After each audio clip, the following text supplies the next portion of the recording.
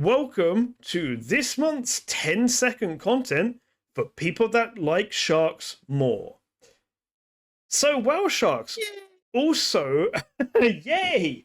Whale sharks are also individually distinct and they have white spots. And these white spots are distinct per individual, and these are used for photo ID.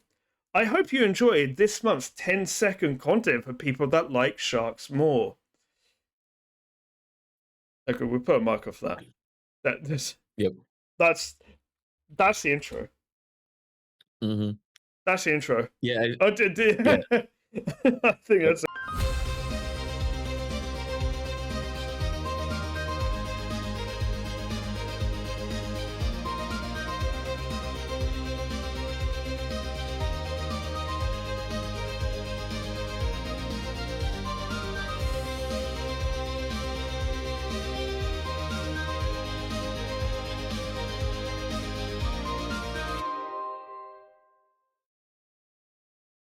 Good October.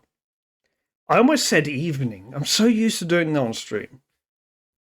Welcome on in. You also mispronounced the month. Yes, Orcatober. There we go. Welcome to the Whale Talk podcast, episode 4 for Orcatober 2025. Joining me is Geophys4, as per usual. Good day, good evening, good morning, wherever you are. Wait, wasn't that what movie was that? Oh, Truman Show. Yeah. Yeah, no matter where you are, good morning, good afternoon, and good evening. Or good night. So hi, it's good to be here for another month.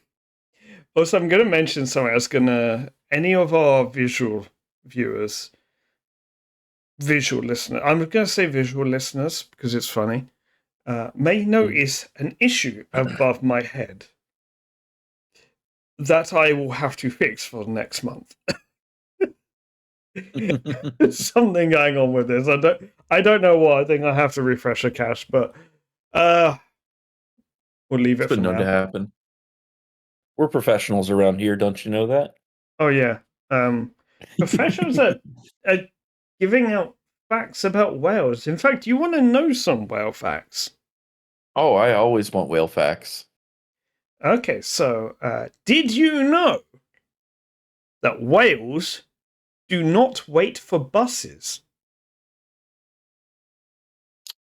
That is very interesting, though. And isn't a blue whale like the size of a bus? Or no, I guess it's bigger. I think it's bigger. It might be actually. What would a bus for a blue whale look like, though? It'd have to be massive. Well, I can tell you. I have a joke. I can't remember exactly how it goes. I think it's like what do you call a whale with many barnacles on it? What? A bus station. A bus station. That's pretty accurate. Yeah, a whale is a barnacle bus. Yeah. I think I pinched that off a video somewhere. But it's funny. Yeah, that feels like a dad joke that's been around forever. Oh, that's a clip. I'm gonna market that. I'll go back through and I'll clip them to like ideal size. Yeah. Another whale fact. This is kind of dark. This one. The English. Wow, what? The English phrase "whale watching" probably translates into orca as fine dining. Some think of it as dinner and a show. What's the show? The show is what we experience. Singing. The quote singing. I mean, the orcas dance off this as well. That's true. Usually They you do. dance before eating, right? Actually, I guess you could dance I guess after. it depends. Depends on what kind of party we're at. Yeah. And then the final whale fact I have for this month. Did you know that a grey whale is mostly grey? What other color is it? I don't know. Because I mean, if it's mostly gray, it's got to be. It's That mostly grey. implies that there's some part of it is not gray, right? It's grey and whale coloured. Also, I have a very important question because this leads into funny stuff about naming of animals and everything else. Is the gray whale spelled Gray or Grey? I believe it's Gray. So in the Gulf of Mexico, there are two different species that officially, if you go to the Florida Wildlife Commission's regulations for for saltwater fish in the Gulf, they list two different gray snappers. One is Grey snapper, one is Gray snapper. So one's You named know, after the color, one's named after person, right? possibly yes. Or just you. Well, the thing is you can spell the color either with an A or an E, at least colloquially, right? So the fun part of it is fishermen call neither one of them gray snapper for the most part, because one is, and I can't remember which is which way it goes. One of them is more commonly referred to as a mangrove snapper, and the other is more commonly referred to as a Key West grunt. Though I think those are the ones that are more likely to be referred to as a gray snapper as well.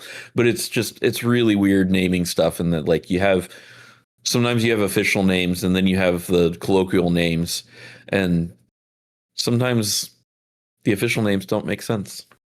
There's a lot of animals that have like so many names. Like orcas, orcas are orcas, killer whales, whale killers, blackfish. I've even heard some call them the wolves of the sea. I've heard some people even call them sea pandas. Um, Sea pandas. and then there's the whole thing of the fact that they are dolphins. People know they're dolphins, yet they still call them whales. Like when they talk about, when they talk about them, they say, oh, look at J-Pod here. There are whales all around us. There are whales to the left, whales to the right. They're talking about orcas, which are dolphins. Yeah, So which I think it's also an important thing, as as people that are into science, and where it's like sometimes you get into like what are the correct terms and correct everything else, and but you also have to understand that sometimes colloquially it's better to just go with it's just what has easier. culturally been picked up. Yeah, exactly, because you know if I refer to a killer whale, everyone in my generation from the U.S. knows that because we've all seen Free Willy. Yeah. You know, so it's like if I start talking about Save the Dolphins, most people are going to think about a bottlenose dolphin, right? Like you're not going to think about, like 99% of people are not going to think about any other kind of dolphin than a bottlenose dolphin. So if you so I mean, someone says like dolphin to me, that's what comes into my mind, mhm. like straight away. Yep.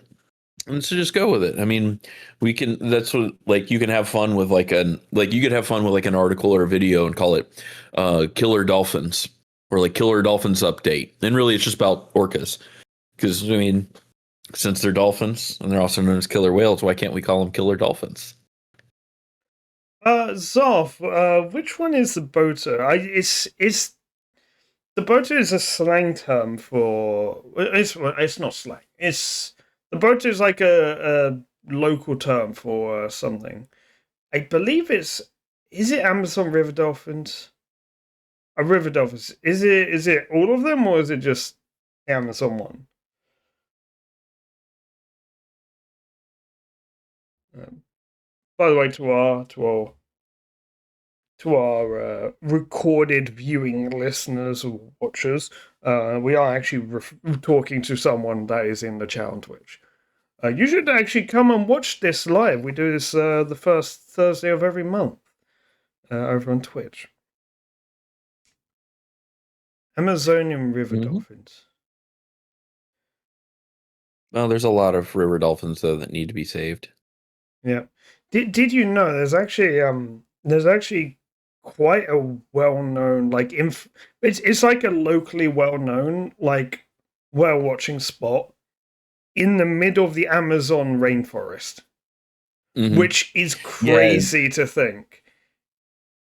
Yeah, I think we talked about that when we did the whale geoguesser, because I think we landed on that spot where it was like up the river. Yeah, and then, which is really really cool to think about that. Like, in, as easily as I can go out to the intercoastal here and see bottlenose dolphins, people can just walk down the street and see dolphins in the river.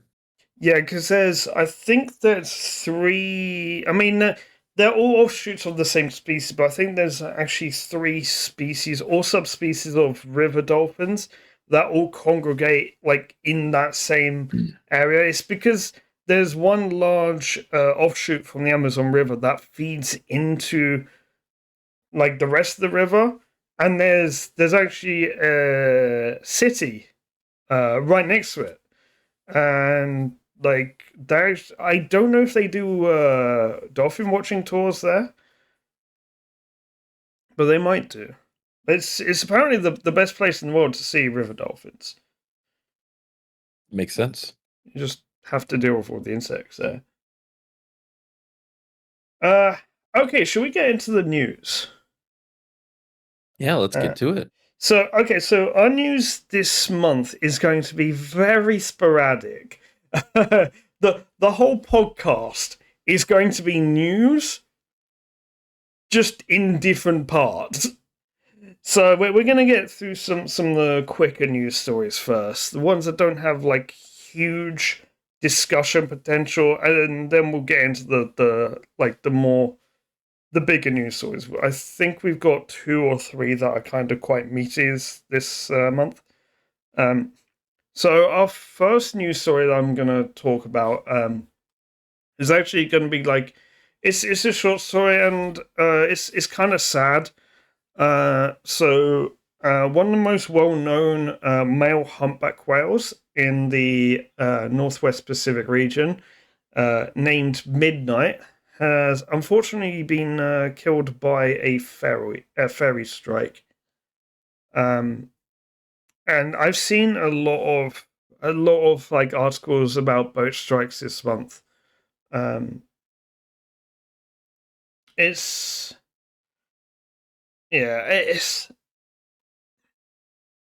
Do you have any comment on that? Yeah, I mean, it's always hard to see, and there's probably always things that we can do to increase safety and everything else. But, the simple nature of, if you get into, getting into places where boats and whales and dolphins, are going to be in the same place, it's unfortunately going to happen sometimes. And, and knowing, a little bit about that area up there, like the ferries are, lifelines for the communities up there. Like, they have to run, they need to be able to, get back and forth.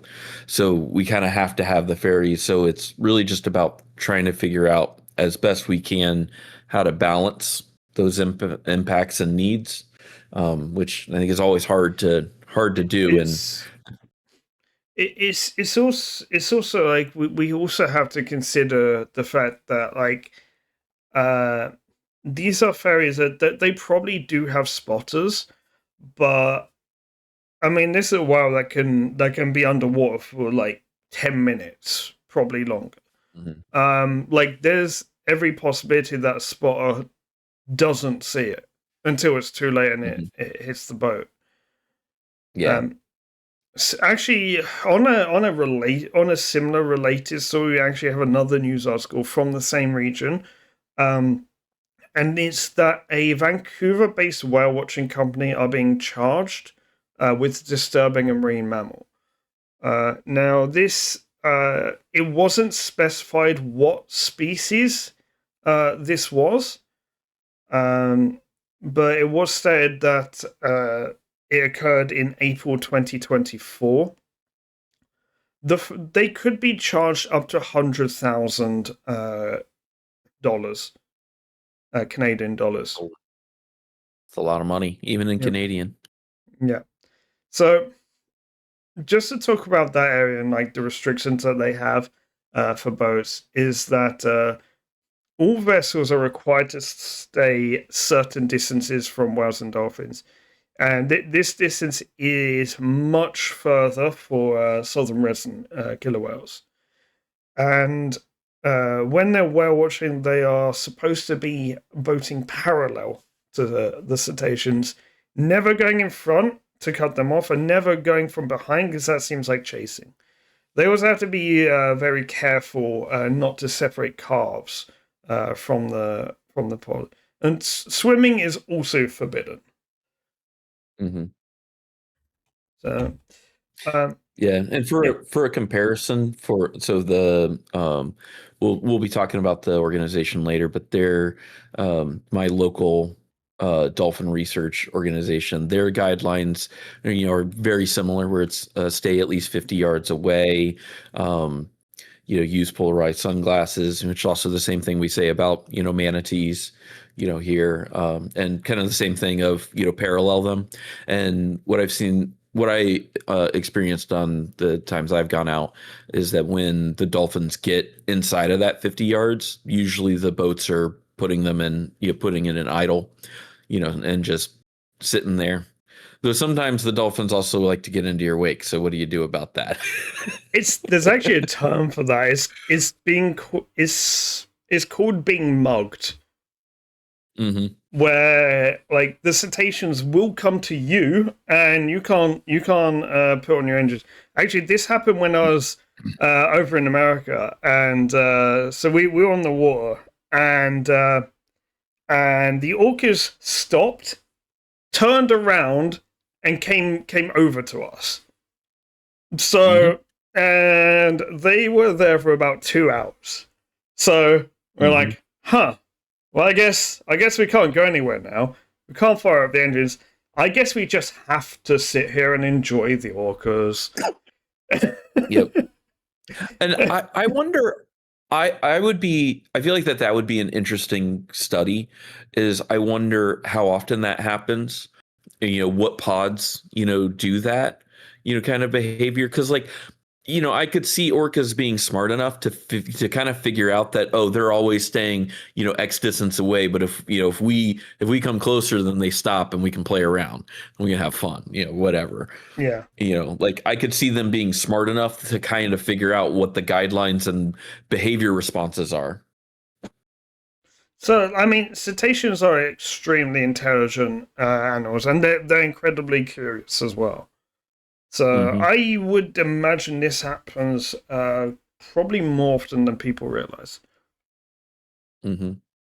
Yeah, it'd be interesting to, like I said, for a study, it'd be interesting to see if certain pods were more prone to it, or certain individuals, were more prone to initiating like that.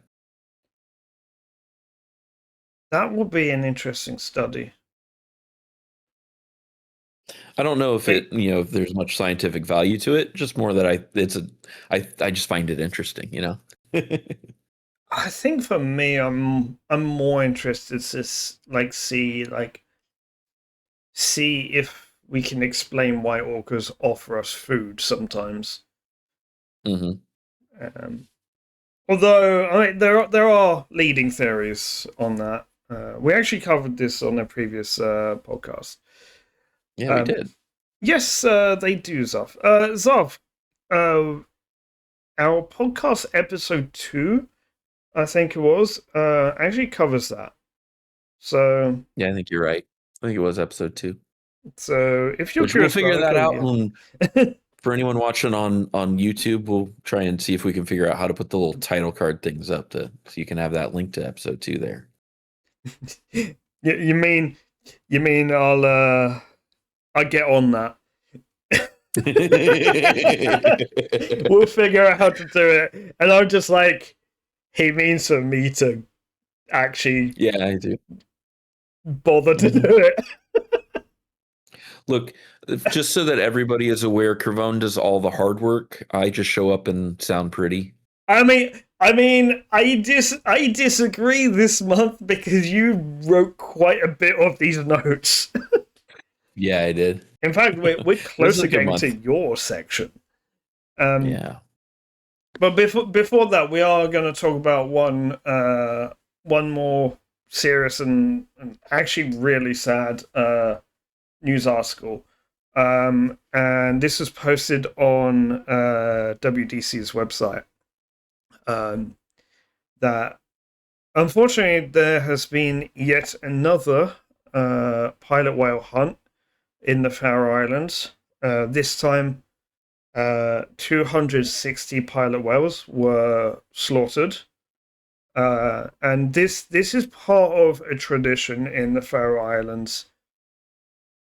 The whales that they kill, they can't be eaten because they're actually toxic.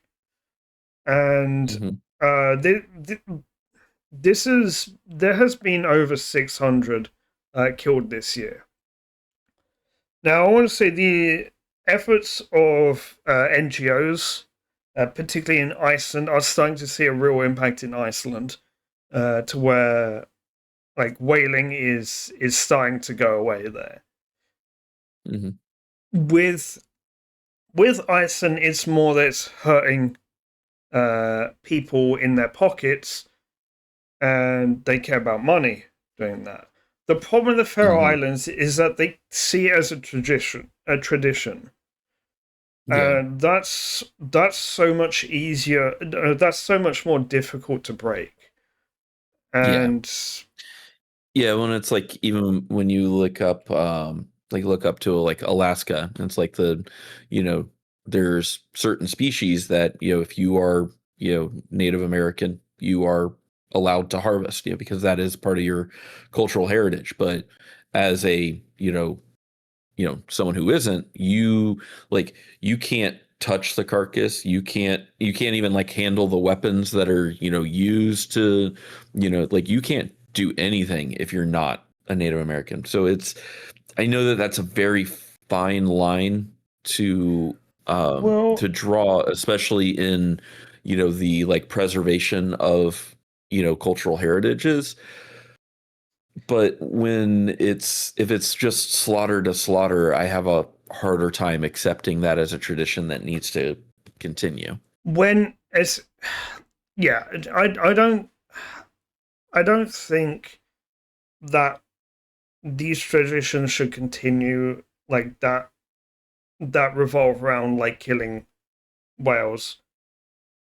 Traditions, I should say, because like for instance, Inuit people in the Arctic Circle, sometimes they will kill one narwhal, and they will eat from that narwhal. They will use everything. Yeah. That I don't have so much of a problem with, because it's one, and they're doing it for survival. Yeah. And that is very much how I like again, going back to like the Alaska, because and I just bring that because that's more where I have more specific knowledge. But that's one of the things that I've noticed with with a lot of Native American cultures is it is about using the whole animal, that there's a lot of respect for the for animals and for for earth and nature. So there's there's a lot more. I see a lot more respect that goes. Oh, sorry, I see a lot more respect, for the animal, in those traditions. Yeah. So hopefully this tradition won't last. Won't. Hopefully this will end soon. I think targeting like the younger people, like the younger generation there. We're like educating on like what this is doing to intelligent animals might change minds. And I mean, like some traditions don't need to continue. Some traditions are just outdated. Mm-hmm. Uh okay, do you want to take over for a bit? Yeah, I can definitely do that. Let me know when you want me to play your video, by the way. Yeah, I mean, actually, if you just want to put it on loop, you could turn the sound off on it. If you just want to put it on a loop, that would work just fine. Oh, I can't put Um, on a loop without the sound. oh, okay. with the command that I have. All right. Well then, Do well we let's go ahead and take a look at the video. Um, hopefully this works. Okay. So this is video taken by Geofits of some bottlenose dolphins.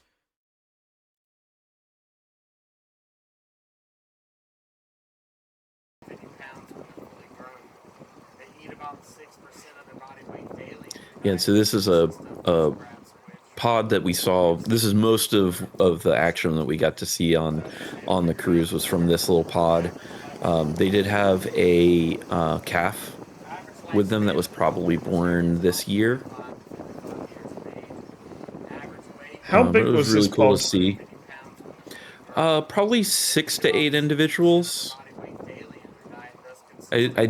Never got a great count on them. Like this is probably one of the best views. Just was probably one of the best views to get all of them. But rings, I think from that shot I counted about 5 of them. yeah. It's And seeing here, you've got the mother with the calf.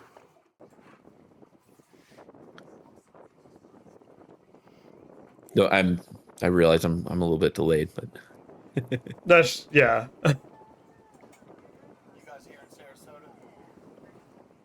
yeah, they were having a lot of fun. There was another dolphin cruise boat that was out ahead of us, and they actually stopped. They had to idle ahead of us because the dolphins had come up to them and they were just constantly breaching and Oh just wow. playing like maybe 15 feet or 10 15 yards off the side of their boat. They never got that close for us other than once they had kind of moved away a little bit and were moving into shallower areas. Both boats were like, okay, it's time to leave them alone and move on. But we were like, well, we're gonna get the engines going. We'll see if they come up in our wake, and one of them did. Though I didn't get very good video of it because it was just kind of hard to. But yeah, so after last month's episode, I started to look at what kind of sea mammal watching opportunities I had around in my part of Florida, and like there's dolphin cruises everywhere, like literally all up and down the coast and all around Florida. Almost any seaport you go into, there's going to be dolphin cruises because just bottlenose dolphins are so prolific around around the Gulf. Um, but so in doing that research and kind of trying to figure out what other things were out there, I came to find out about the Sarasota Dolphin Research Project, and that's here in my part of Florida that this is being run, and it's the world's longest running study of a wild dolphin population. It started in 1970.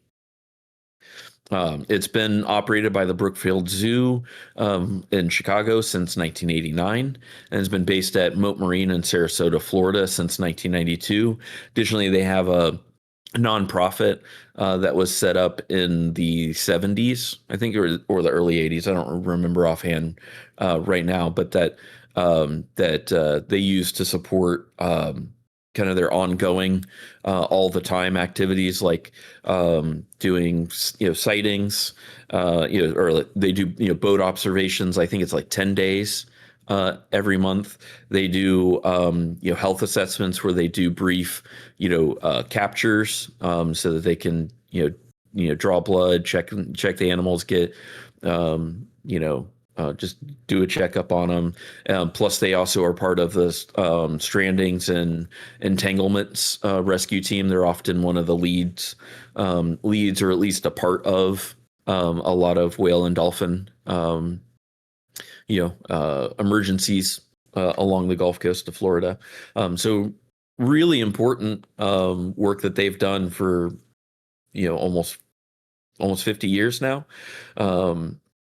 Or actually, I guess more than 50 years, 55 years. But it was really cool to find out that right here in my own backyard, all of this great research into bottlenose dolphins has been going on.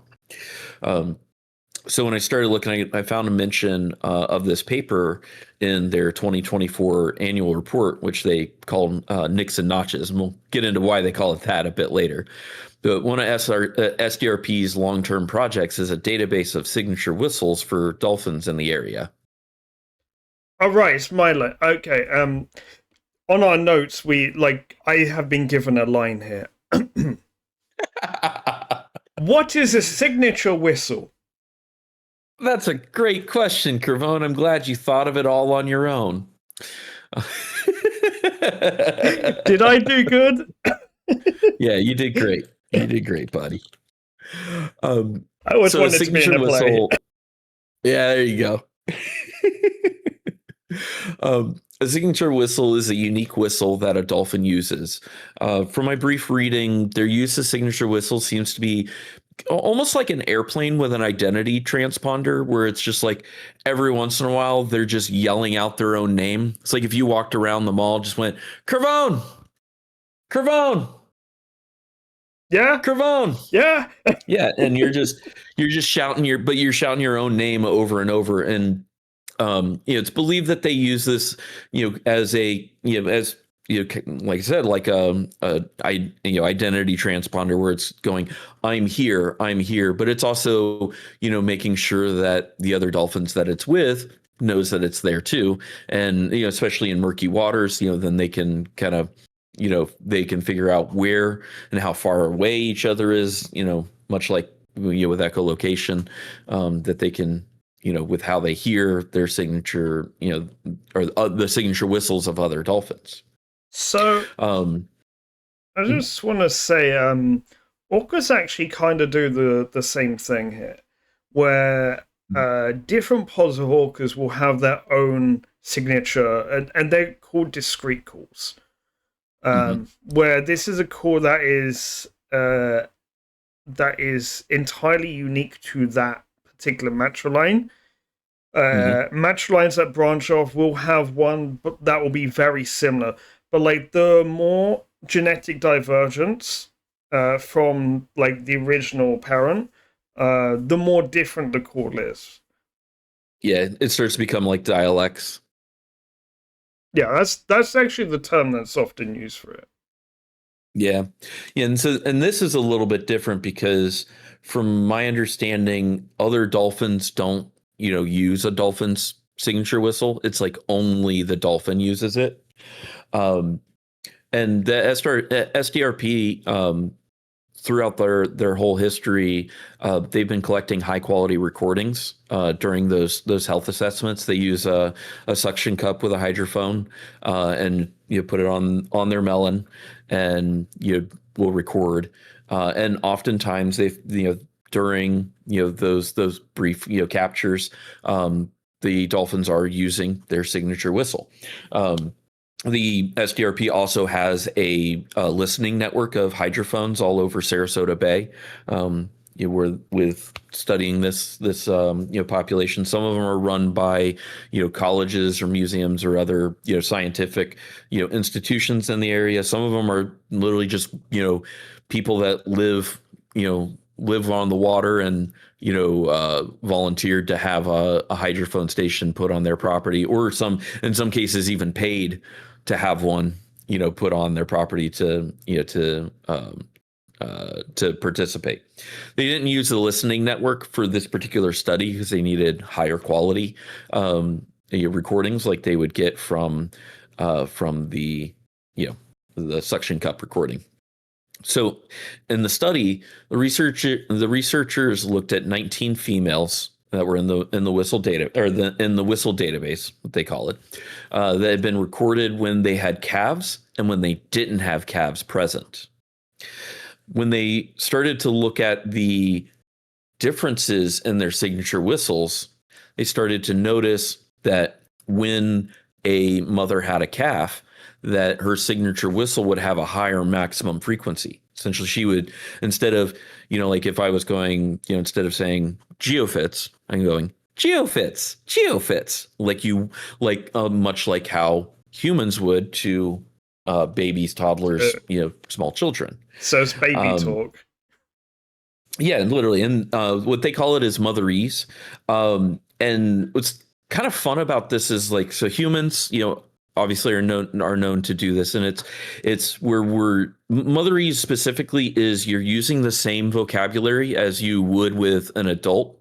But you are, just changing your pitch, your cadence, your tone when you are directing it at a child. And there is, I can't remember the name of them off the top of my head. It's a finch, a bird that also does the same thing. But otherwise, this is a very, very, very rare occurrence. With bottlenose dolphins being really the only the third species after humans and that finch that have displayed this kind of motherese behavior. There's certainly still questions open about what drives this or what function it has for dolphins, and we may never know until we build a universal translator. But we can kind of take some guesses at it and draw some parallels to to human speech and motherese in humans, and that it is a way for the calf to know that it's the one that's being talked to, right? That they're the ones that are being targeted with that. But also there's some evidence with motherese and humans that aids language acquisition. So it's very possible that it does have a developmental meaning for calves. And usually calves will stay with their mothers for the first 3 to 6 years of their life, and the mother will use the higher frequency signature whistles for the entire time that the calf is with them, at least in this data set. Certainly more study in the future could be possible with more recordings, but I thought it was a really interesting little study that they had been able to fund and participate in. So I think it's always important, when possible, to not try and how do I pronounce the word? Anthropomorphize. Like the behavior of cetaceans. But I think this is one of those cases where it's actually very hard not to, because this is my opinion, that I think there's a very high chance that what drives it in humans is probably something like really deeply biological, which is probably also the driving factor for at least dolphins. Whether that's the case with finches, that makes me kind of think it might be learning language. Yeah, and there are some other. I know that there were some other examples in the study that were cited as being similar but not the same, and I think that was with some species of monkey, and there was something. And bats, but it was in those cases it was using completely different words essentially, as well as different tone and frequency. So it wasn't quite the same because of the vocabulary difference. But it was a really interesting really interesting, article to come across just from going through, the annual report. And, like I said, I didn't realize how much important research in dolphins has been done literally in my backyard. And just to kind of highlight to just the other institutions that were involved in this particular study, or where the people came from that participated: Woods Hole Oceanographic Institute, University of St. Andrews, Chicago Zoological Society, Sarasota Dolphin Research Program, and Our House University. There's some pretty big names. So I think we're going to be talking about dolphins again quite soon. Yeah, we probably will. In fact, you showed me a photo of this next thing, which is, well, Art Educate Me for this month is actually on photo identification. And I think you got a good one from, I think you pulled it from a video, did you? Yeah, this was from a video. Okay, so this month we're gonna talk about photo identification in mostly 3 species, because we actually have photos for those 3 species.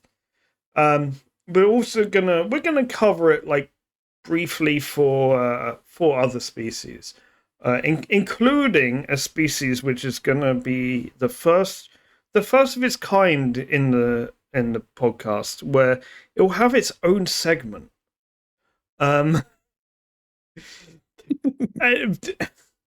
Geofits knows what's coming up because Geofits can see what's bolded in here. Mm-hmm. Okay, so the idea of photo identification for whales and dolphins was first developed with humpback whales by Chuck Duras and Virginia Palmer. Nailed it. That's a difficult name. The first one. So this is developed in the late 1960s and early 1970s.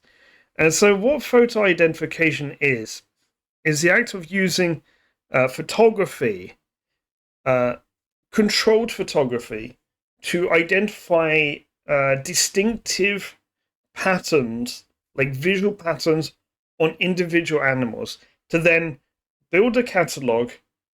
And then once you've got that catalog, you take a picture of the same individual again, or you see the same individual again, and you're like, that's got that feature.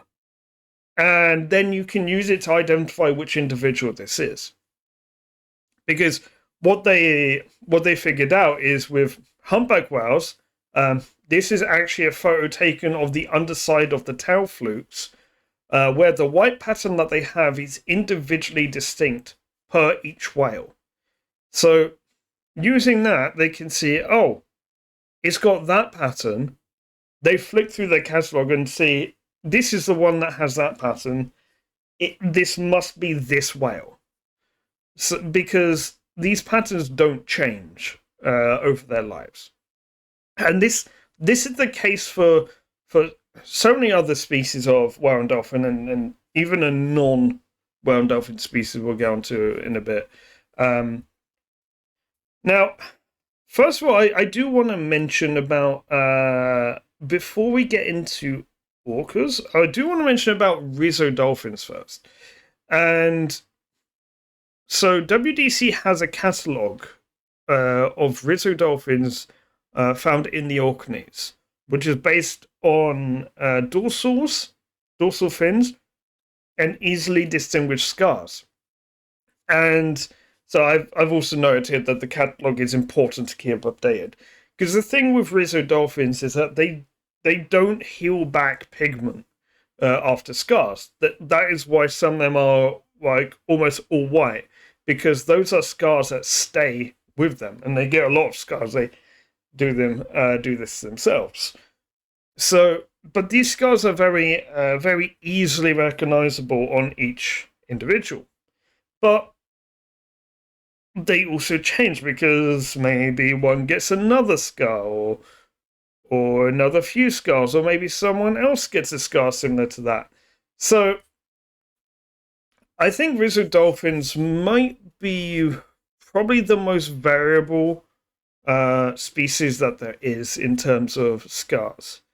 Now I'm gonna show an image of an orca, which I took over in North America, and so I'm gonna use this just as illustrative purposes. So for orcas, typically the idea for orcas is that it's the dorsal fin and the saddle patch, which is used to photo identify. Nowadays, they're starting to use the eye patch because they've realized that the eye patch is also individually distinct as well. So, with the dorsal fin here, you'll see nicks or like shapes or like holes missing from it, and so these won't grow back through their entire life. So, if they've got one scar now, they'll always have that scar. So that's particularly with this orca that I'm showing here, which I believe is T65. No, it's T36B1, I think. I might be mistaken on this. Actually, this is an orca that had a calf this year, I believe. So after the dorsal fin, we also look at the saddle patch, and what orcas, a terminology that's used to describe saddle patch is whether it's an open or closed. This is what you see here is a closed saddle patch where it's all shaded in. An open one is where it's not shaded in. So you can look at the shape and the intensity of the color, and that can help you get an idea. Now, it's also important to realize what side you're seeing the orca from, because left and right, particularly the saddle patch, might vary from left and right, and same with the eye patch. So this is how you tell them apart for orcas.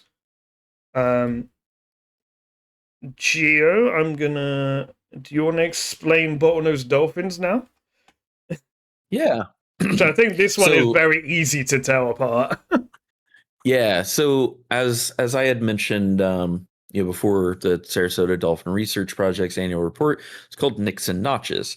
Is the primary way that they identify dolphins is through the nicks and notches that they pick up on their dorsal fins. Now they will also document, other scarring on the bodies, especially from shark bites and from boat strikes as well. The dorsal fin is still the primary method of identifying them.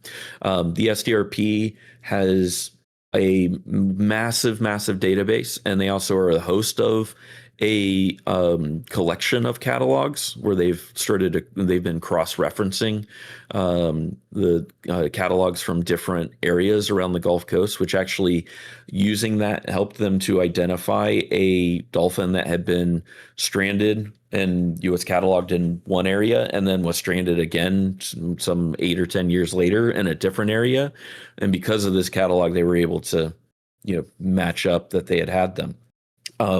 They also developed software that took the processing time of identifying the dolphins down to very little time, because previously, you think about if you're trying to match up this dorsal fin to a dolphin, well, you just kind of have to go through a bunch of pictures until you find one that looks like it, and then look closely at it and go, okay, is that close? Oh, nope. Or make it a candidate, and then keep going through. And as the database got bigger and bigger and bigger, that becomes impossible.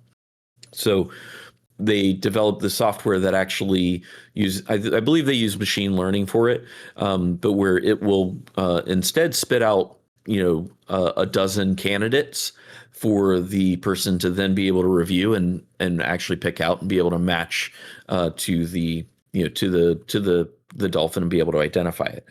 Unfortunately, that database is not available to the public. They have a handful of pictures on their websites with some, of the dolphin ID, so you can always try and match them up the old-fashioned way, and hope that your dolphin is on the gallery. Unfortunately, with this one, I couldn't make a match, but they do receive those nicks and notches on their dorsal fins, a variety of ways. Sometimes boat strikes, playing with other dolphins, shark bites. And like with the humpback whales, like those nicks and notches, stay with them. I actually had sent a message to them asking about if they ever intentionally notch a dolphin, and they said that it's very, very rare that they ever do, and that it would only ever be during a brief catch and release and under local anesthetic and for a very specific purpose. Which my assumption of that is when they are specifically need to track a dolphin, like after a stranding or an entanglement, and if the dolphin didn't have enough, didn't have any nicks or notches, I could see that being one such scenario. But it's very rare for them to introduce a nick or notch. Something that's also cool that I read about their database and their photo matching software that they have, is that I don't remember if it was last year or the year before, one of their senior researchers went over to Cambodia to work with a team there that is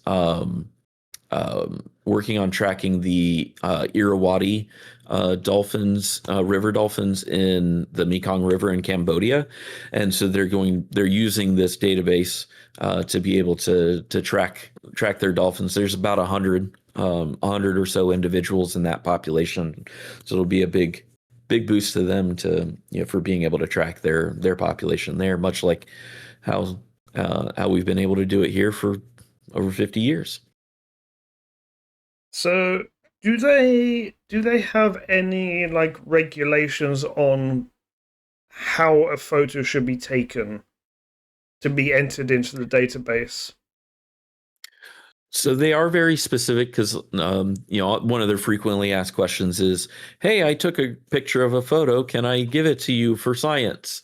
And the answer is basically no. We can't accept anything that is not done under a government approved license, because it's like they have all sorts of regulations and everything else that they have to follow, the ethical rules as well, and so they very have very specific guidelines of that you have to follow to be able to do it. And they do, I think it's 10 boating days a year, where they go out to spot and take pictures of dolphins. Okay. But when they do, I do know when they do the health assessments, one thing that they will do is they'll put like a whiteboard behind the dorsal fin so that they can get a perfectly clear shot. But obviously, when you're out on a boat and the dolphin's swimming around, you can't exactly ask them to pose for you. So when it comes to orcas, what they do, like the rules that they have for these photos are that one, it has to be without it has to be without backlighting or strong sunlight. So it's actually like best if it's on a cloudy day. Yeah. It has to be exactly perpendicular to the orca as well. And there's a certain portion of the body that has to be shown. Yep. And it also has to be like a water level. So it's like that's perpendicular, but like in a 3D space as well. Mm-hmm. Yeah, and I think, and like the picture I have is, and again they do, I think they do the same where it needs to be perpendicular, but it's mostly the fin that they're looking at, and a lot of the pictures that they have on their Meet the Dolphins page, or the dolphin is in like a similar position to what that dolphin is, in terms of how far out of the water it is. So really, it's just as long as seems to be that you need the dorsal visible and perpendicular. So I'm going to show a photo of another species, one that I took as well, but I took this way, way, way long ago. Can you tell me what species this is? As you probably already know. Whale. It's a whale. Whale. So this is probably one of the hardest species to photo ID. Because this is a sperm whale. And the way to ID a sperm whale is looking at the shape, notches, and things like that on the tail flukes. The problem, you will see the tail flukes once per hour. And then they're gone. So they're eaten. So yeah, so these animals, these whales will, so they'll dive and they'll stay down there for like an hour eating or whatever they're doing, and they'll come up. They'll be at the surface about like 7 to 9 minutes, taking breaths, and then the only time you'll see the tail is when they're diving, because when they're at the surface, they don't even bring their tail up. But when they're diving, they angle their body down, and that's why you see the tail come up. The advantage, though, of this is if you know where the whale's going to be, which if you have a hydrophone on board of a boat, you're going to be able to tell like roughly where it's going to be. And you also see the blow as well, so you'll be able to see there's a blow in the distance, there's a sperm whale. If you just have to have your camera ready, it's very easy to actually get the shot, because these whales are very slow and deliberate. So when they're gonna dive, that's like you've got about 3 or 4 seconds to actually just snap the photo when you see the underside of the fluke. But like the actual act of like raising their fluke and diving down is you've got about 6 or 7 seconds. So like you've got a bit of a warning of that. You just have to have your camera like in your hand, focused, pointed at the whale, and with your finger on the shutter, the snapping button. So it's not too difficult to get a shot, but it's also very difficult to actually get in, just to be in a position where you can even take that shot as well, because you can only ID these from the underside of the fluke, which means you have to be behind the whale. And if this is not a research vessel, you should not be behind that whale. It's in some parts of the world, like a boat is not allowed to be behind a whale. It has to be parallel. Now, the reason why I got this is because I was actually on a research vessel when I took this. So, and they had a permit to actually be able to be behind. Because what they did is they allowed you to pay to basically become part of their crew, be one of the scientists for like a week, and so you helped out with their research. At the same time, you also got a holiday out of it as well, and also accommodation on their boat. This is such a good thing.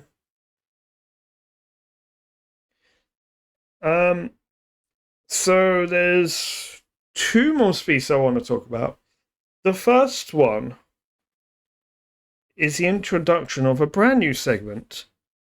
Actually, no, we'll talk about that brand new segment we'll talk about them after belugas. So there's also beluga whales. Wow, I made that mistake. I always told myself I'm never going to say beluga whale, because they're just belugas. So belugas do not have large dorsal fins. And this is mostly because when they're underneath the ice, they need to be streamlined, so they can kind of glide underneath the ice. Belugas to be photo ID'd, this is mostly on dorsal region profiles, with scars and colorations being what's taken for photo ID. And if you want to know more about photo IDing belugas, I recommend check out Beluga Bits, which is like a citizen science project that they run every year. So onto our brand new segment, which is also part of this Educate Me thing with photo ID. This one's great. This is the best one. This is the best segment. So welcome to this month's 10-second content for people that like sharks more. So whale sharks also, yay! Whale sharks are also individually distinct, and they have white spots, and these white spots are distinct per individual, and these are used for photo ID. I hope you enjoyed this month's 10-second content for people that like sharks more. Okay, we'll put a mark off that. Yep. That's the intro. Mm-hmm. That's the intro. Yeah. I think that's it. Okay. I love how you take your break during that, because now we have a pre-recorded segment. I'm sorry. I had an extreme bio break emergency. Could not wait any longer. So good. Okay, so what we're gonna have now is past me talking about WDC.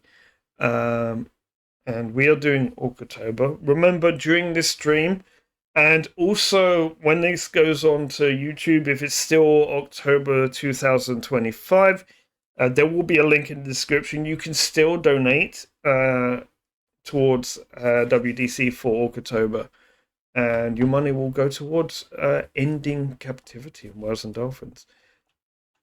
So I'm going to play that now. So, in this month of October, also known as Orcatober, we're going to be talking about WDC, and we're going to be spoiling them for the whole month as well. This will be our charity spotlight for October.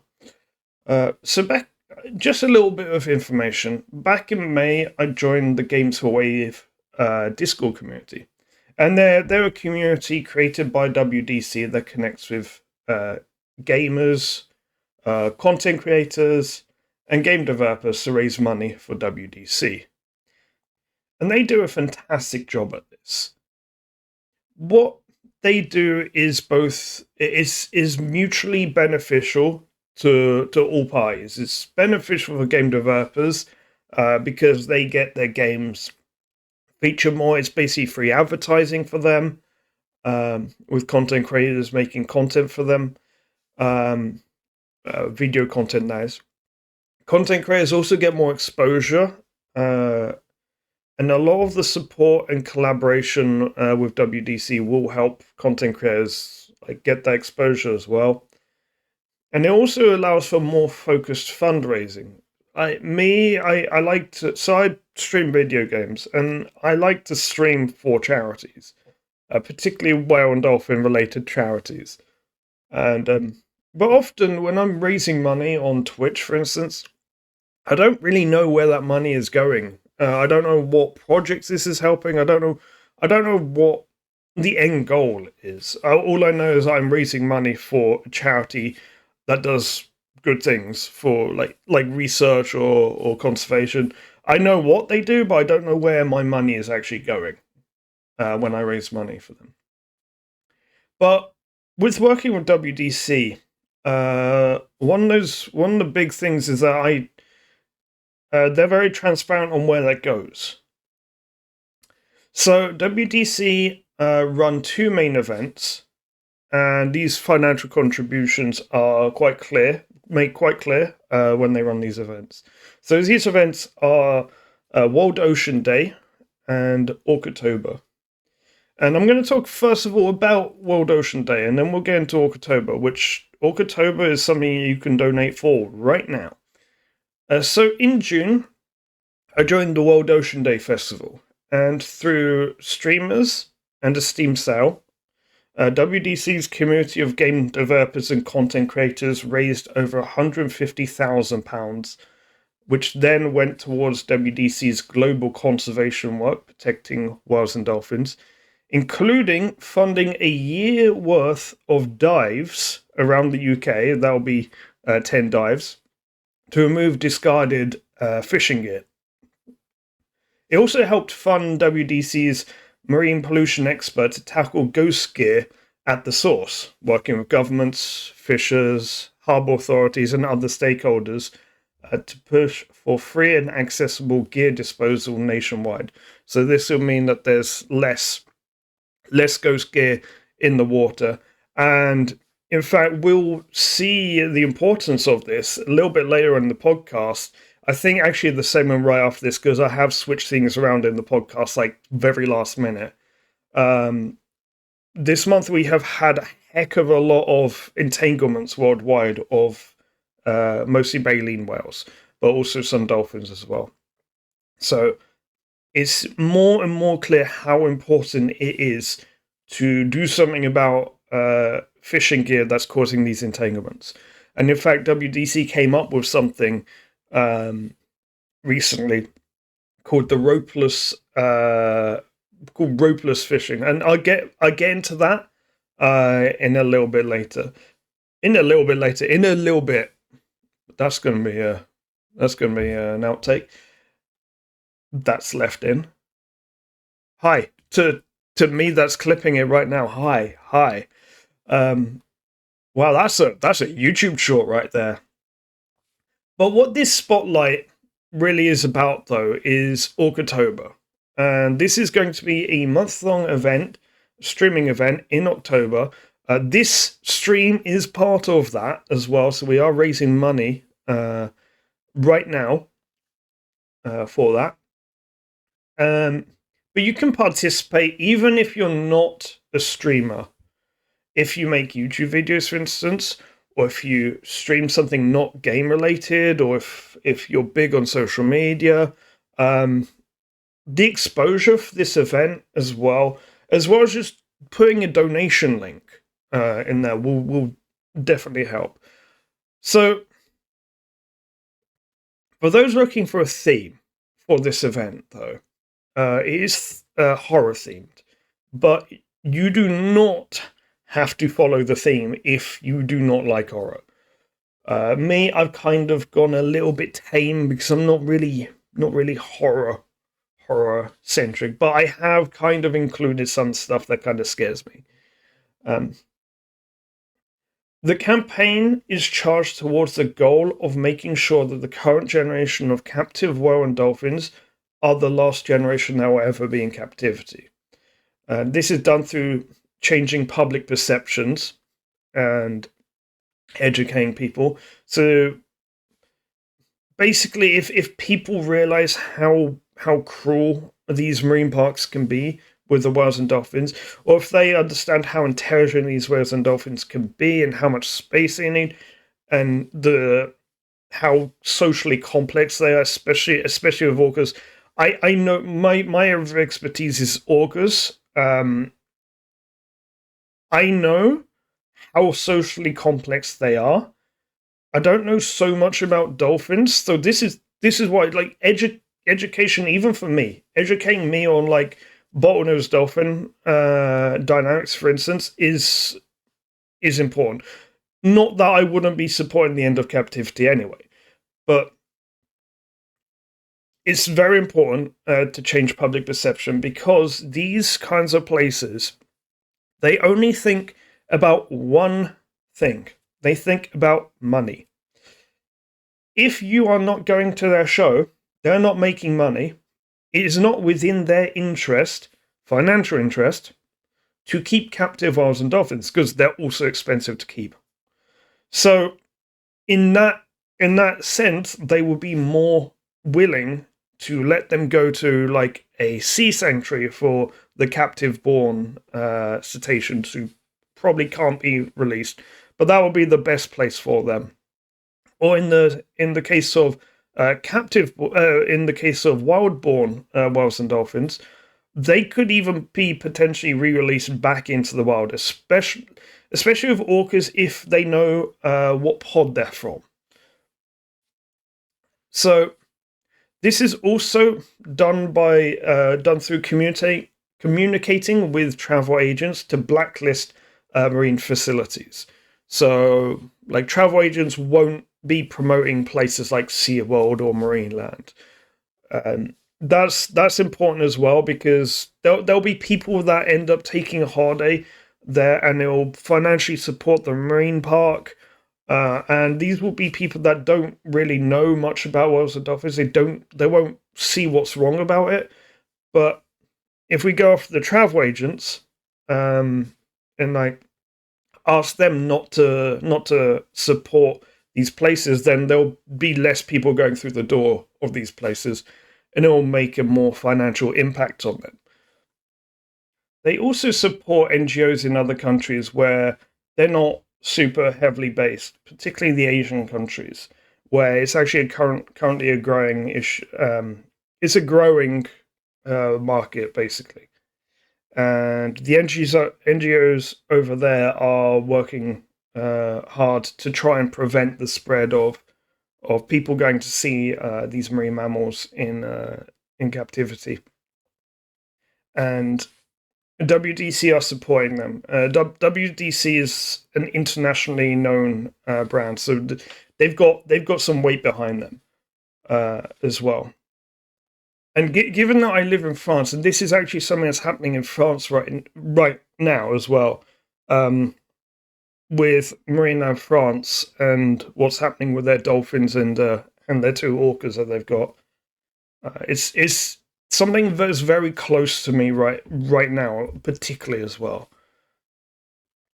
So a portion of the funds will also go towards covering WDC costs and supporting their various other global efforts. I'll be linking my Tiltify donation link in the description, as well as a link for the Games for Waves webpage. Should you be interested in getting involved now in the future, and from there you can find like ways to actually get involved. It's not too late to join Orcatober as a content creator or as someone on social media, or just give it some exposure. Get more people interested in this. I missed the trick of back to the studio. Every time I do a pre-record, I'm like, after I'm like, why didn't I say back to the studio? Write it on a Post-it note and stick it to your monitor. Back to the studio. Mm-hmm. You know, if we ever record parts of the Whale Talk podcast live, we have to say back to the studio. Mm-hmm. At the end. If we have to like edit it in. If we have to do a voiceover. It's just the words don't fit our mouths, like back to the studio. Mm-hmm. Speaking of actually, I mean, this is nothing to do with back to the studio, but I mean, I take any potential segue that I can into entanglements. That was the worst segue in history. It worked. It worked. You know what? There's a marker for these things. So we're going to talk now about kind of a big running topic that has been for like this whole month, and I got to the point this month where I actually just stopped like noting down these articles. I stopped listing everything that I had seen about this subject, because there's just so many of them. I'm just gonna list off, and this is regarding entanglements of whales and dolphins around the world. So there was a humpback whale freed from entanglement off the coast of South Africa. There were 4 dolphins found dead in Tasmania salmon farms. There was a humpback freed from entanglement in the Strait of Georgia between Vancouver Island and Vancouver. there was a mother and calf humpback whale entangled off Australia, the Australian coast, in a shark net, and there was actually another one after that reported.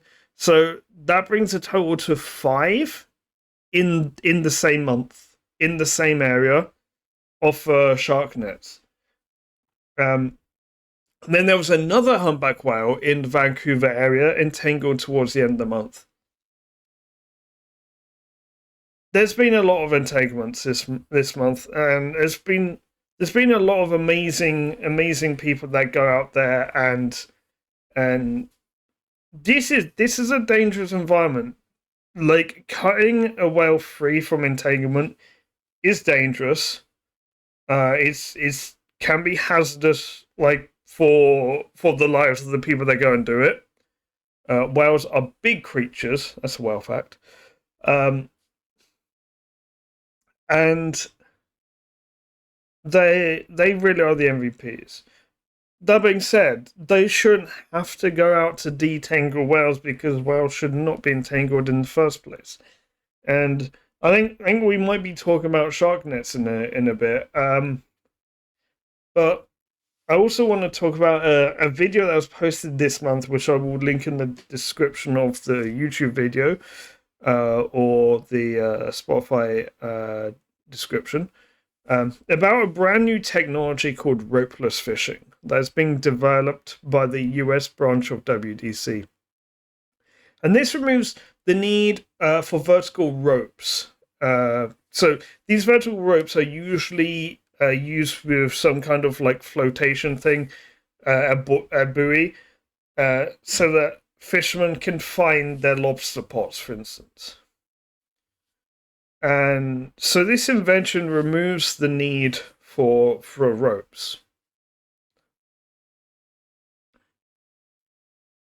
I'm curious to see how that works. So am I. So I think it's I think it works on some GPS. I can't exactly remember, but I will leave a link to the video in the description. But less ropes in the water column, the better. Do you have anything more to add to this? Because I know you're interested in that. Yeah, well, because I mean, I'm a fisherman. I'm all for the ethical and sustainable harvesting of our natural resources. But I do see times, because I do watch a number of content creators that are watermen that make their living from the sea, and I see a lot of the things that are done for conservation, and how that directly affects these commercial fishermen, and and they're in the same boat of like, they don't want to like lose traps to a whale being entangled, and they certainly don't want to see a whale entangled, but at the same time they still have a job to do, and they need to be able to do it. And there are some times where I've seen them question the actual effectiveness of some measures. And so one example of that is with a Maine lobster fisherman. They're required on both sides of their trap line to have a plastic ring in their rope line that's a connector, so that it will break under a certain amount of force, right? So that if a whale gets entangled in the rope, the plastic ring will break and the rope will hopefully fall free, hopefully have not been tied up around the whale. That's the way it's supposed to work. Sometimes those will just break in the course of bringing the traps up as well. And I'm really curious to see of how this ropeless fishing is supposed to work, because I've watched videos of them trying to recover lost traps, because they had the plastic ring broke on one side and then it broke on the other side, and so now they could they no longer had a rope to be able to pull them up.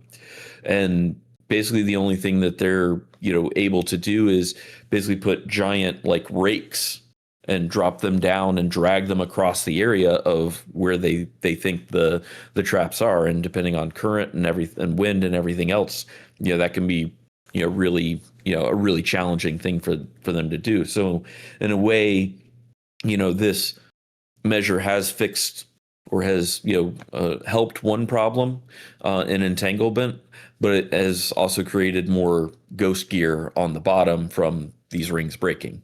So there is a trade-off even to one conservation measure. You're creating another conservation issue.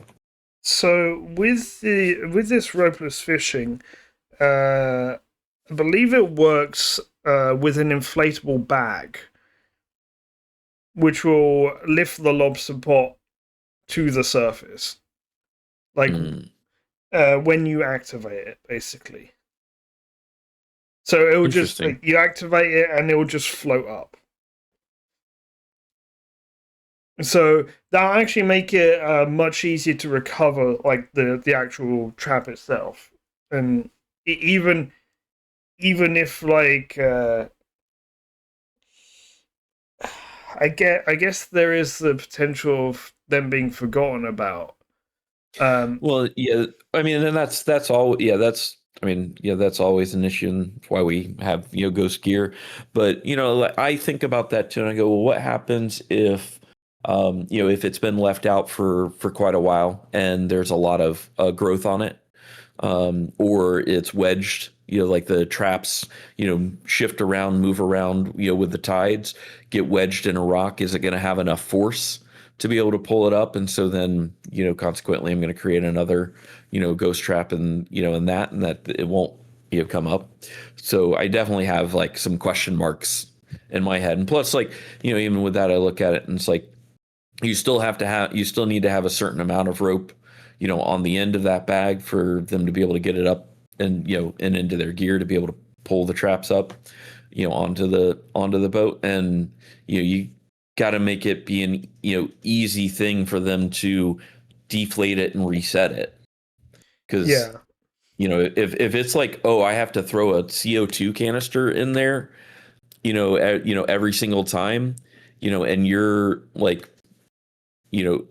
like when you're checking your traps 2-3 times a week, like that could get expensive.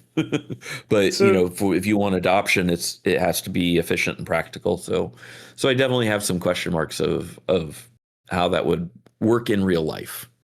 well, I'm gonna include a link to the video in the like YouTube description, but I'm also gonna send it to you after. Let me see if I actually have it in the notes already, so I can put it into chat. I did reach out to the makers of this video to see if I could get permission to use part of the video in the podcast to show off, but I did not get a reply. So we're just posting in chat there. But yeah, I think this brings us on to our lesser known species of the month, and this is very much linked to entanglements, because our lesser known species of the month for this month is the Vaquita, and a lot of the information presented here can be found on the Whale and Dolphin Conservation website. So the Vaquita is in the group Phoconidae. Wow, I struggle to pronounce all of these terms, but they are the family of porpoises, part of the toothed whale group. The Vaquita lives in a very small region in the Sea of Cortez and have the smallest range of any cetacean species. This is unfortunately due to them also having the smallest population size of any cetacean species, with roughly only 10 left. They are one of the most endangered species of animal on the planet that can still be saved. They prey on fish, squid, and occasionally crustaceans. They can be identified by the small black eye patch that's found around their actual eyes. So It's not like an orca's eye patch, where the orca's eye patch is actually located a little bit further back from the eye. This eye patch is black and it's located around. It's like you gave someone like a pair of binoculars, but you put you put something that, like, you put some makeup around and you play a joke on them. It's kind of like that. I'd love to do that one day, by the way. Because they wouldn't know. Nope, no way. They don't have mirrors. No. That's a whale fact. It really is. So, whales don't have mirrors. So, they're also very small. I believe they are the smallest species of cetacean. They grow only to 1.5 meters, which is 4.5 feet. They also have black lips. What happened to my page there? Oh, I think you put comment. Oh, sorry, I put it. I wrote down the whale fact. It moved because now it's got to be in next month. Oh, sorry. Okay. Oh, we'll hold it over for next month then. So, they are one of the most critically endangered species on the planet. Just period, not just cetaceans. They prefer shallow waters, where unfortunately a lot of fishermen will use illegal nets to catch Totober fish for Chinese medicine.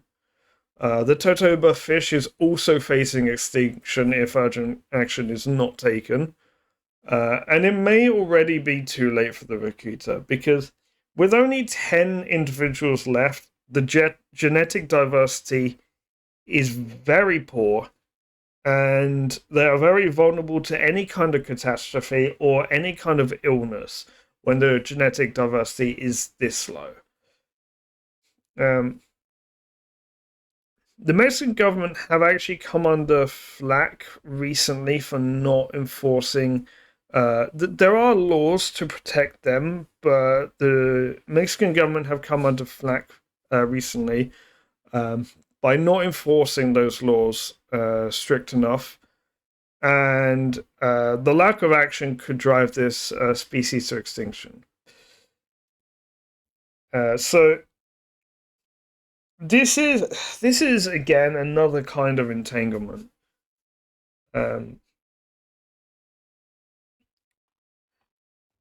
Yeah. Do we talk about shark nets? I mean, I live about a 3-hour drive from the shark bite capital of the world. I'm more concerned with stingrays than I am with sharks. Okay, so here's my stance on shark nets. I think at the moment, I've always been of the opinion of like when we go into the water, we take a risk to go into the water. If we go into the water with sharks, in an environment with sharks, we are taking a risk. They can be dangerous, but people still go in anyway, knowing the risks. That being said, I don't think it's so easy to say don't use shark nets. I don't like the calls for more shark nets. I think the issue here isn't so much the shark nets like themselves. I think this is an issue of not enough research into these species. Because why do we use shark nets? Because there is no better other viable alternative. And the reason why there's no better alternative is potentially because we don't understand these sharks more. If we understood them more, understood them more, maybe we might be able to find another solution. We might find another way to deter them.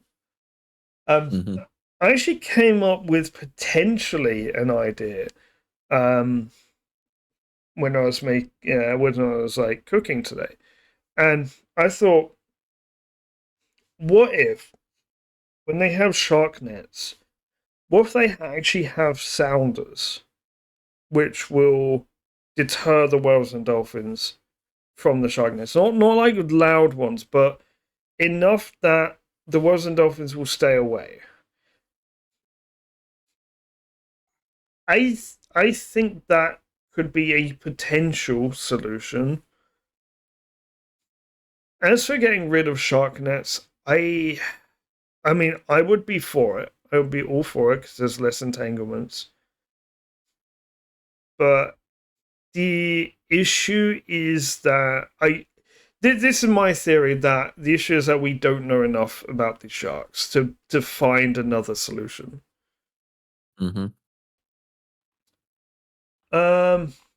Okay. If you don't have anything more on that subject, I think we might go to our second pre-recorded segment, which is the ever doomed to pre-record curse, Orca Watch.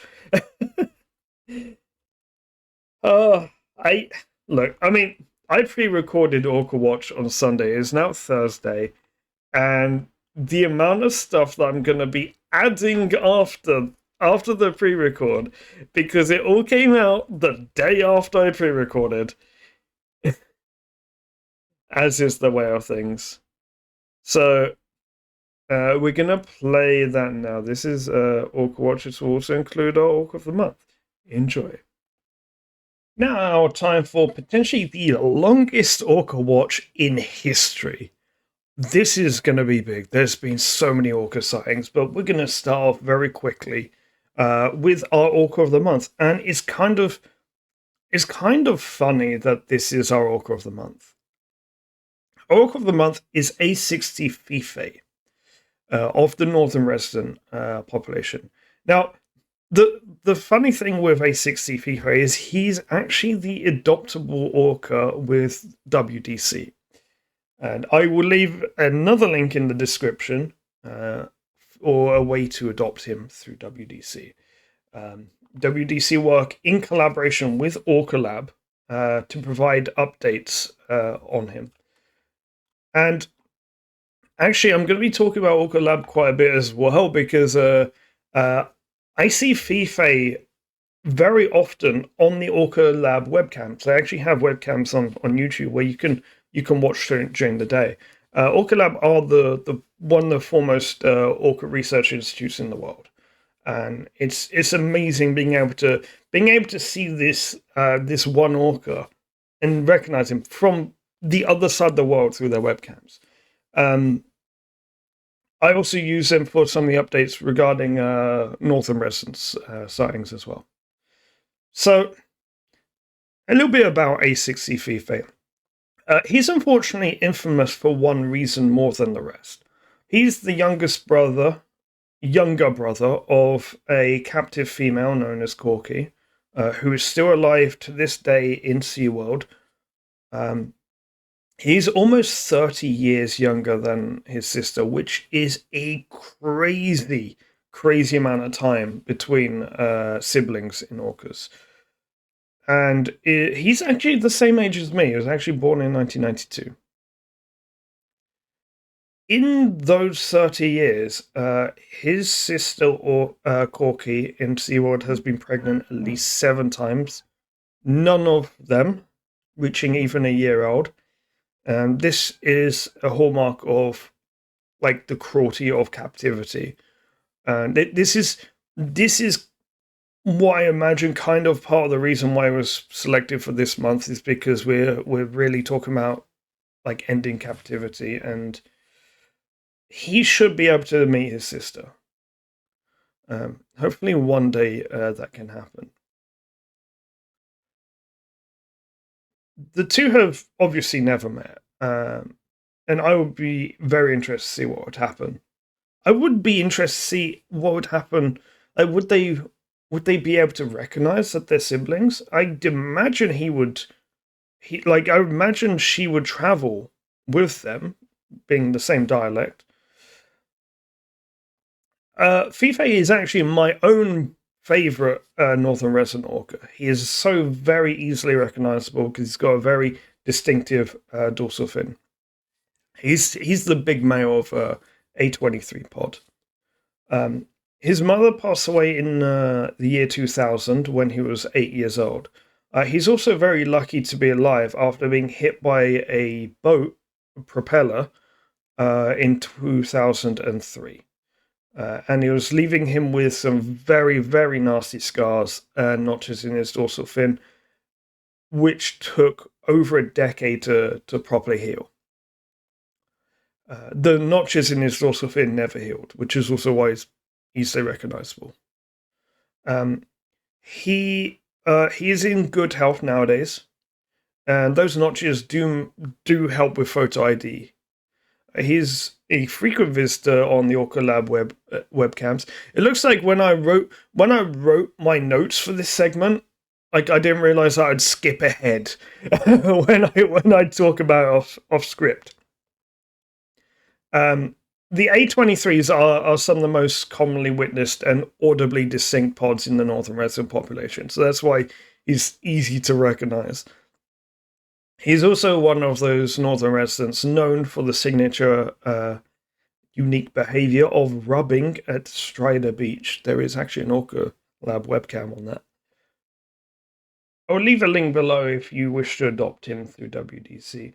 Also, if you want to know more about Corky's story, a book I would recommend is Alexandra Morton's Listening to Whales. It's a book that I kind of grew up with.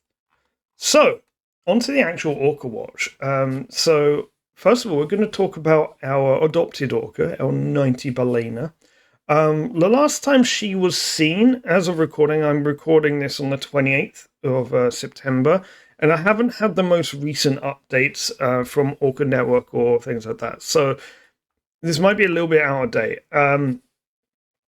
But as of now, as far as I know, the last time she was seen was the 12th of September by the Orca Behavior Institute with the L40s. L40s, not the L40s, the L4s. The L4s. And so, yeah, this is the last time L-Pod was seen. The K-Pod have not been seen during September. But J-Pod have been seen all through the month. They were even seen in Puget Sound. And I don't know if they were. I don't know if they went to Penn Cove. They might have. So this is kind of becoming a bit of the norm now, where they'll come back for the autumn months, and they won't be here during the summer and the spring. They're more here for the autumn months and somewhat the winter months as well. It's a bit of a new trend, but these orcas do follow the salmon. As for big orcas, okay, you're gonna want to sit down for this. Okay, T65Bs weren't seen. T36Bs. Including T36, not seen. T99s, they were seen at the start of the month with the T36A1s, so that wouldn't be T36's pod because T36 travels with T36Bs. That'll be her granddaughter's pod. And these two were seen together on the 15th of September. T99B, who is Holly, who is the mascot for the podcast, and I believe is actually the orca in the background image here. She was not seen with them. Social dynamics with the T99s and T99B is kind of confusing to me at this point. But I guess they just hang out with who they want to hang out at this point. because ever since she had her first calf, she's been kind of like moving between pods every so often. The T75Bs, who I'm going to be following quite a bit now, you'll see why in a bit. They were seen a lot at the start of the month, and then again on the 20th of September. The T60, okay, I'm going to talk about two other orcas here. T60D and T60E.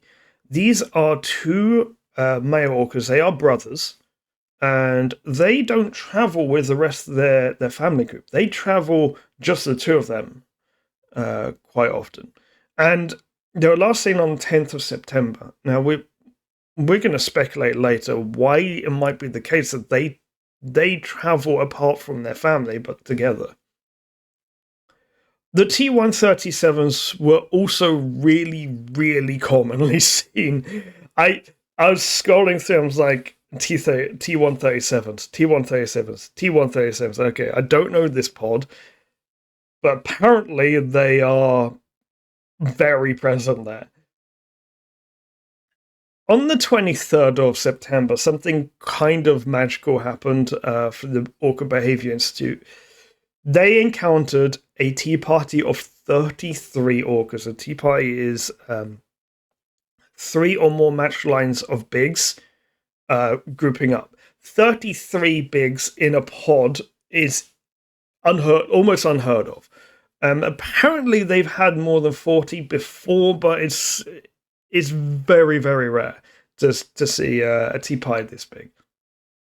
So to list off all of those that were seen in this tea party, T36A1s, T63 chainsaw, T65, T65A5, T75Bs, so with, I'm just going to say it early, with their brand new calf, T99s, T99B Holly was also seen in this tea party, T100s, T101s, T123s, T124Ds, and the T137s again. T137s all over the place. Yeah, this is interesting because it's T99B, like, she's not even with the T99s at the moment. It's just, I think she's with the T36A1s currently, because they are family to her as well. I think. I'm not 100% certain on that. We'll see. We'll see. Maybe they get seen in next month. So for other populations of orcas, and I do include northern residents in here because I don't get as many updates for northern residents. So if you do want a particular northern resident family followed, I will say let me know, and I'll add them to the regular list of, like, I note when I see them. So the T123, wow, the A123s were seen at the start of the month. The A25s were also seen at the start to the mid of the month, and they were seen quite a lot, but they were also seen in the Salish Sea, so they went really far south. Another population, which I don't think I've ever talked about on the podcast, the Scottish residents, the entire Scottish residents were seen on the 16th of September. The entirety of the Scottish residents, unfortunately, are 2 males called Jonco and Aquarius. These 2 males are the last members of the functionally extinct Scottish resident population. Jonco is in his 60s, which is extremely old from our orca. Functionally extinct, if you don't know what that means it's a population that is going to become extinct, and there is nothing that we can do to stop that. And in this case, it's because they're males. There's no females, so they can't reproduce. So eventually, they're going to go extinct. Another example are the Chugach orcas close to Alaska, who despite having both females and males, all the females are post-reproductive. So eventually they'll die out as well. So I have a section here called births and deaths, and in brackets, skip if empty. It's not empty this month. We have had 2 recorded births. Well, 3. Okay, we'll get onto that. First, we're just going to mention for the bigs, T75B5 is a brand new calf born to the T75Bs, and that's why we were following them in the rundown of big orcas as well.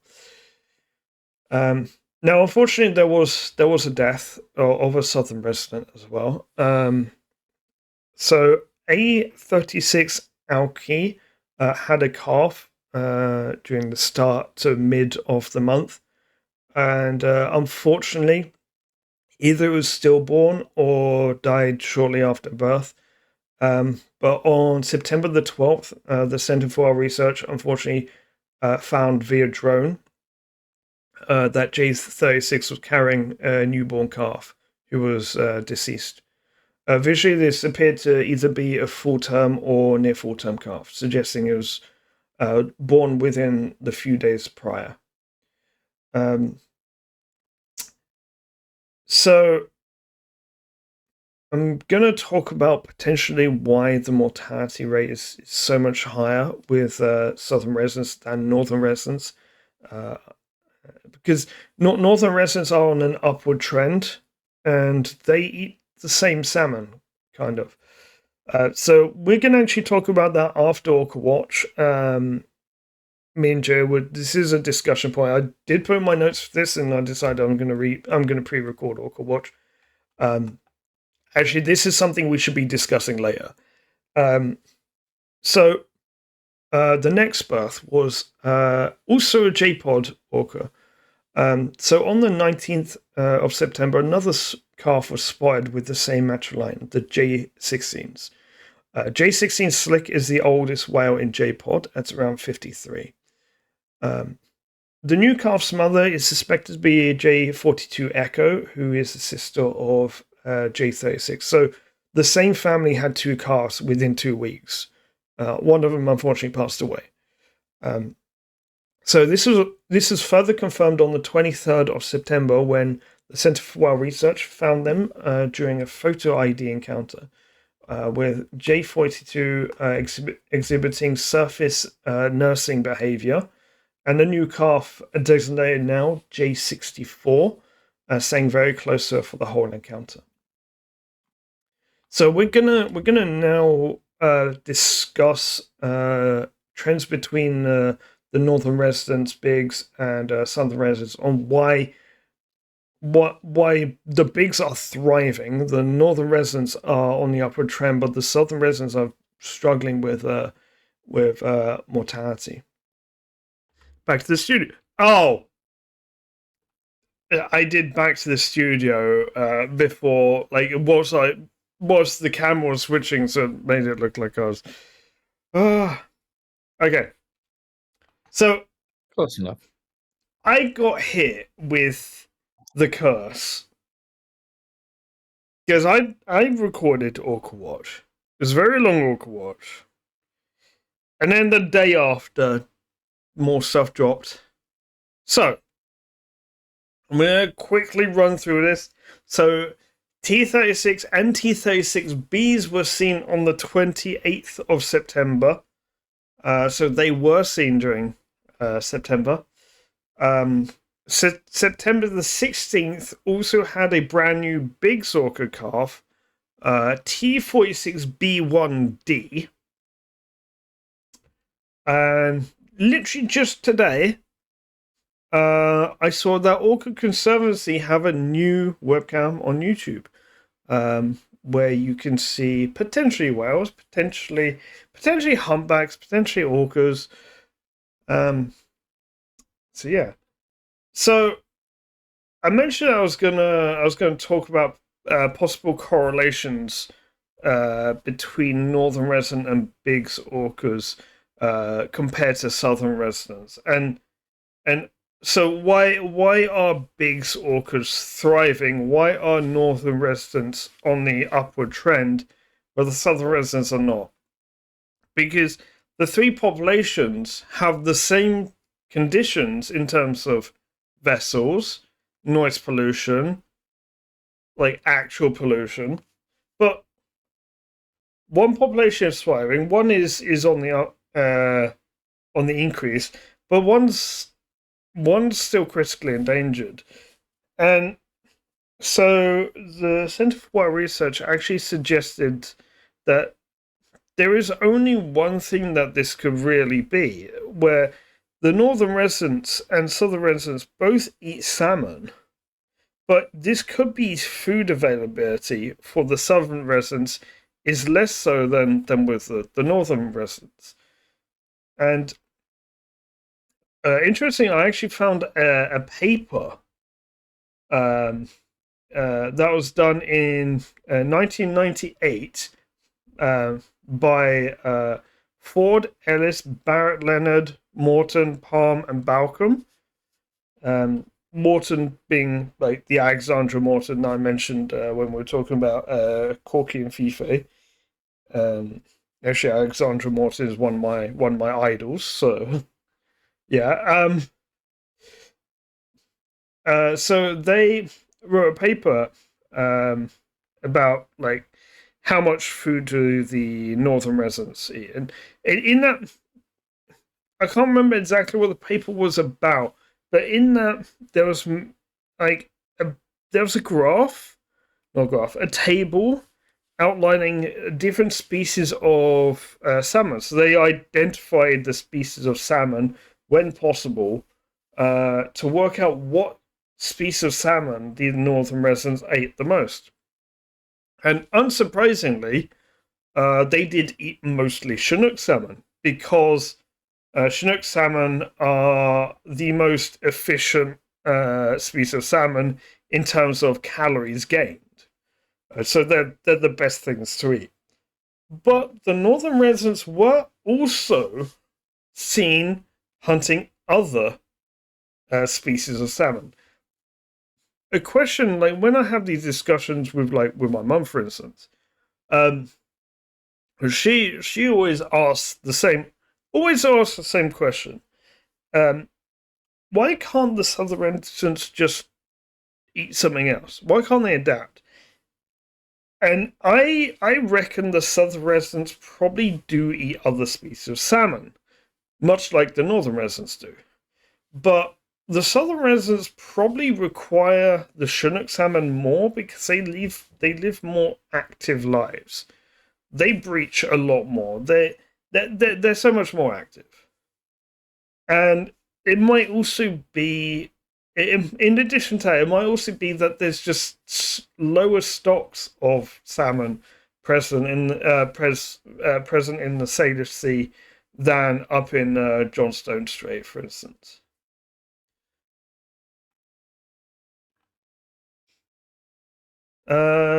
Do you happen to have anything to add to that, Gio? Or not? Not really. I mean, it's just it makes logical sense of, first you you have to look to the Chinook salmon first, since say they're the biggest, and especially being an apex predator, like you're always going to be going and looking for the most efficient. Like, actually, I just along the same lines as salmon, I actually was watching a video where it was grizzlies, in rivers that were pulling, they were catching these salmon, but all they would do was basically like peel the skin off, and they would eat the skin on both sides, and like they might have eaten a little bit of the flesh underneath, but they would then leave the salmon and go and get the next one. And so you just have all of these salmon carcasses where most not much meat has been taken off of them, has been littered across the the river. And obviously the video was going was trying to ask the question, why do they do that, right? Well, the answer is that's the the fattiest part, the most calorie dense part of the salmon is the skin, and because they're so uh, available, that it doesn't make sense for the bear to spend the time to pull all of the flesh off the salmon when he can just go grab another salmon and do that. So certainly looking at the highest, the most calorie dense, the most efficient feed sources, that makes a lot of sense. And they're even more so if they're running around a lot. This actually reminds me of Port and Starboard, who are two male orcas in they're around the South Africa region, and they became kind of infamous for one day decimating 21 great white sharks in a single day, where all they would do is just eat their liver and nothing Yep. else. Mm-hmm. And even when orcas hunt whales, they only eat their tongue and lips mostly. Mm-hmm. So yeah, they really do focus on. But I always find that weird. Of like they eat the the highest calorie parts of their kill, but why don't they eat the rest? Because at that point, it's still free food. But I mean, Yeah, but it's it's not free, but also it's like paid for. Like yeah, and I think that that's what it comes down to, is that it's like the energy, the energy that you then must expend in consuming the rest of it, and like you have to get around around tendons and bones and all of that kind of stuff, and pull the meat off, that require it's that might actually be a either a calorie deficit activity, or just so low of a surplus that it just isn't worth the time, when instead they could just be going and looking for the next target. I guess this could be akin to like when you go to a restaurant and like you order something and like you eat what you ordered, but you're not going to eat the salad that they gave with it. Yeah, the salad or the bread, or yeah, the So things I they're guess trying to it's fill like you up that. on. Yeah. Hmm. So okay, we have some questions. Uh, for like that. So we have some questions on some things that are mentioned in this podcast, particularly the Orca Watch. So a guy by the name of Cravaoni, I think I just butcher names all the time. Asks Cravo. That's me, by the way. just for anyone that didn't get that. Definitely not crab one. Oh my gosh, one of my friends used to call me crap too. So he asked, why do T60D and T60E live apart from their matriline? And so this matriline, the T60s, so there's mother T60. She has an eldest son, T60C. She's got another son, T60D. Another son, T60E. Okay, so this is like partially my speculation, but also I have read this somewhere, I cannot remember where, that this may happen to increase like reproductive chance. Because when they're in the same pod as like with their brother, for instance, there's competition. So this might be to avoid competition. And this might actually also extend to why there's such a thing as roving males, where normally in orcas, the adult males will stay with their mother. But on some occasions, they don't. And they go off on their own. And I believe that this might also be the case.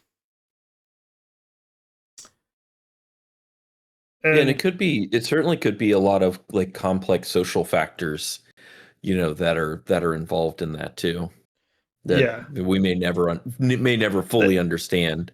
we like to think that we know what happens with orca culture, but I'm just gonna say T99B Holly, since the beginning of the year is making me realize we have an idea, but we don't know for real. Like, Mhm. but yeah, there's also another like follow-on question to this by Cavoni, uh, again. So asking why do female orcas branch off from the mother pod?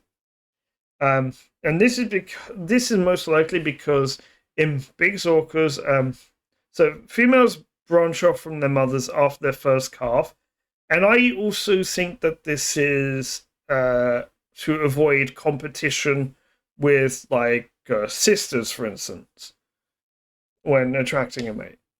So